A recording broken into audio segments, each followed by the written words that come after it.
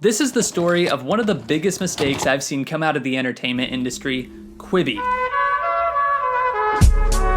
Quibi is a streaming service just like Netflix or Hulu, but it gets rid of everything that made those streaming services good, and it dares to be different, but in all the wrong ways. Now this is fascinating to me because on paper, Quibi did everything right. The creator of the platform, Jeffrey Katzenberg, and his team snatched up some of the biggest directors coming out of Hollywood, including Steven Spielberg, Guillermo del Toro, and many more. And they teamed up with some of the biggest actors coming out of Hollywood. And actually, pretty much every actor coming out of Hollywood. When you look at this list, it looks like every actor who has ever been in a movie is on Quibi. So they had the talent to make this an incredible streaming service. They also had the money, and boy did they have the money. They spent almost $500 million just on marketing alone, and then a total of $1.7 billion just to make this app a success. If the streaming wars were like a game of poker, Quibi just went all in. They put all of their chips in on one big assumption for this app to be a success. And that's the question of, do people want to watch their shows broken up into small little segments? Even the name Quibi stands for Quick Bites, which the creator actually had to come out and say that because everybody was just like, what's a Quibi?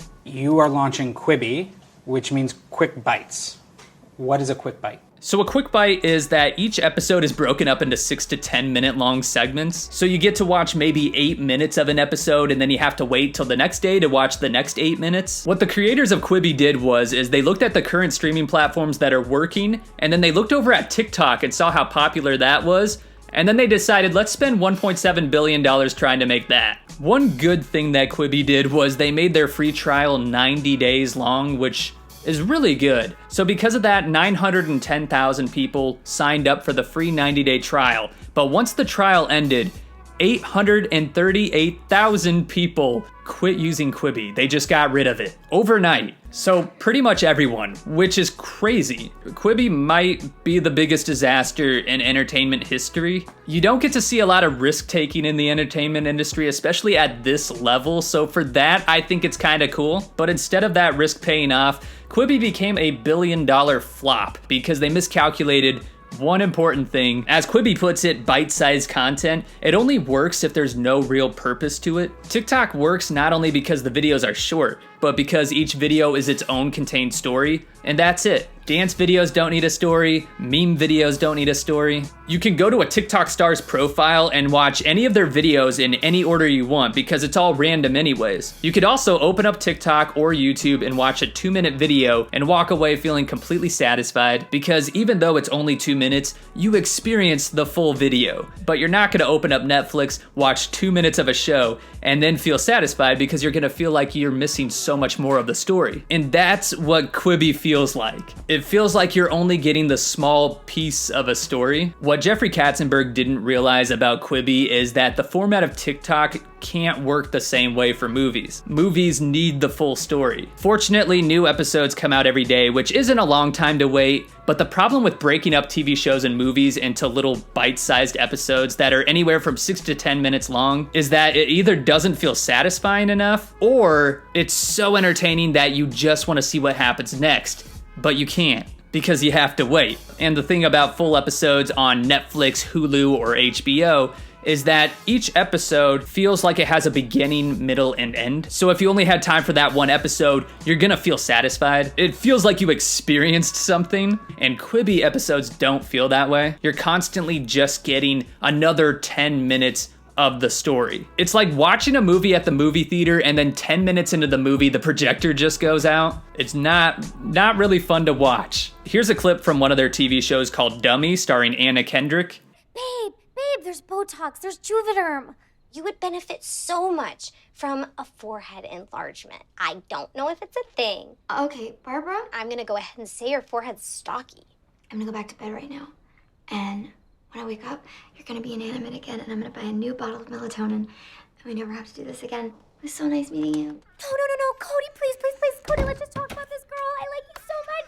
Cody, you're being such a dumb right now! And that's it. That's how the episode ends. So when this show first came out, you would have to now wait till the next day to find out what happens, because the show just ended right in the middle of a scene. It pretty much ended right in the middle of a conversation. I don't feel like I finished an episode, I just feel like I got robbed. By doing this, it ruins the comedic timing of Quibi's comedy shows, and the style of showing parts of a show completely ruins the buildup in the tension of their action movies and their dramatic series. Movies and TV shows are all about letting yourself get immersed in the storyline, and nothing breaks the immersion of a show more than just stopping in the middle of it. The only way I could think that this format would work is if they started writing their movies and shows in a way where each 8-minute chunk of the story felt like its own contained story. So it would be kind of like filming 10 different short films that all feel satisfying on their own, but can also be pieced together into a movie that feels satisfying as a whole. But these shows and movies weren't made with this short format in mind, so it's kind of like a chef just took the movie and then diced it up into little sections, and then they just released it like that, and it's not really fun to watch. I don't know how they thought this would work. Now, when Quibi first came out, you couldn't watch any of these shows on your TV, which was just another shot in the foot. You can only watch the shows and movies on your phone, and I think the thinking behind that was that people are on their phones all day anyway, so why not have HBO levels of quality content right on your phone?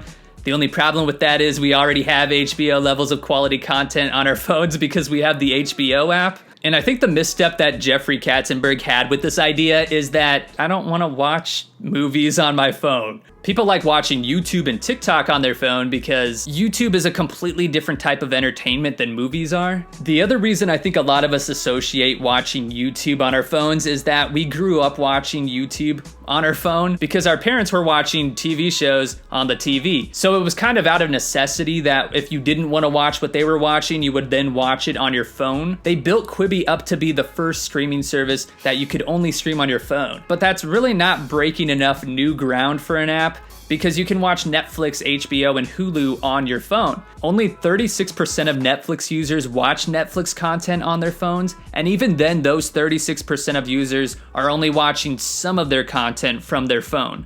But they're still mostly viewing Netflix shows on TV.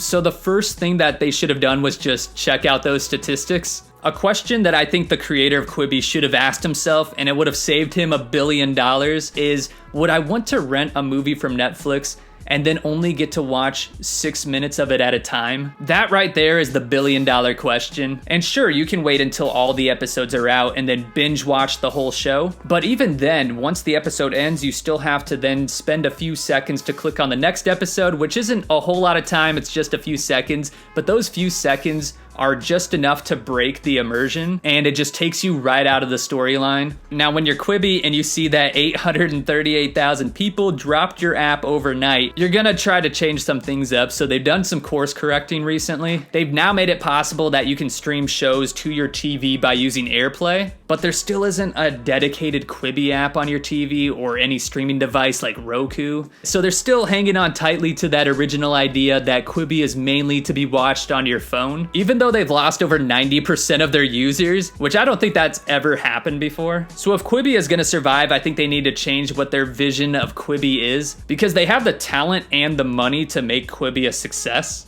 They already have the most important factors in place. They just have to release it all at once, just like every other streaming service. And I don't think it's too late, because HBO Max and Disney Plus were both really late to the streaming wars, and they've also both proven that you don't have to be different to be able to compete with Netflix or Hulu. You just have to have the shows and the movies that people want to watch. And sure, Disney Plus and HBO Max were already some of the most well-known companies on the planet, but Quibi also has some of the biggest and most popular people coming out of Hollywood making shows and movies that I think people are interested in. I don't think it would be too late to just ditch the quick bite format and then just turn Quibi into a regular streaming service. There's a lot of upcoming programs that I'm interested in, and I think other people would be too if they didn't have to watch small snippets at a time. I think the creators of Quibi are so focused on that being their identity that they think people would be upset if they went back on that, but I don't think people are gonna care if they stop rolling with the quick bite format idea, especially because that's the idea most people aren't liking the service for. But if they don't turn the direction around soon,